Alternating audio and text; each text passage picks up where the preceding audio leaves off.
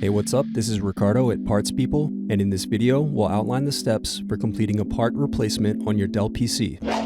Visit our website and use this coupon for a 5% off discount.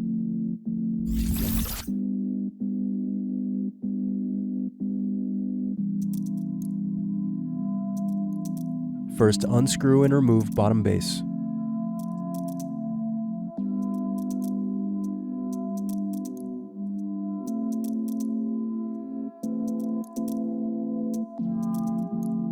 Now unscrew battery.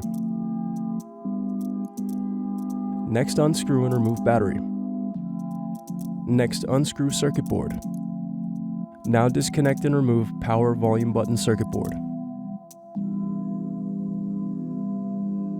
Thanks for watching. Don't forget to like and subscribe if you enjoyed this video.